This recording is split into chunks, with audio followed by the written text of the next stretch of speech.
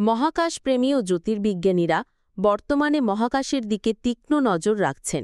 মার্কিন মহাকাশ গবেষণা সংস্থা নাসা জানিয়েছে, একটি বিশাল আকারের গ্রহাণু পৃথিবীর দিকে ধেয়ে আসছে। 2025 QV9 নামের গ্রহাণুটি একটি উড়োজাহাজের সমান আকারের।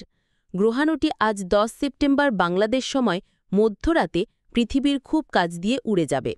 গ্রহাণুটির বিশাল আকার ও দ্রুত গতি বিজ্ঞানী ও মহাকাশ পর্যবেক্ষকদের মনোযোগ আকর্ষণ করেছে। 2025 QV9 গ্রহাণুটি প্রায় 100 ফুট বা 30 মিটার চওড়া, ঘণ্টায় 10,319 মাইল গতিতে ছুটে আসছে। নাসার জেট প্রপালশন ল্যাবরেটরির তথ্যমতে গ্রহাণুটি পৃথিবীর সবচেয়ে কাছ দিয়ে প্রায় 12,50,000 মাইল দূর দিয়ে যাবে। এই দূরত্ব পৃথিবী থেকে চাঁদের দূরত্বের প্রায় 5 গুণ। দূরত্ব বেশি হলেও জ্যোতির্বিজ্ঞানের ভাষায় গ্রহাণুটি তুলনামূলকভাবে কাছের দূরত্ব দিয়ে আসবে। 2025 QV9 গ্রহাণুটি অ্যাটেন গ্রহাণুগোষ্ঠীর সদস্য। এটি পৃথিবীর কক্ষপথ অতিক্রম করে। অদূর ভবিষ্যতে এই ধরনের গ্রহাণুর সঙ্গে পৃথিবীর মিথস্ক্রিয়া হওয়ার সম্ভাবনা থাকায় বিজ্ঞানীরা এসব গ্রহাণুর উপরে নজর রাখছেন।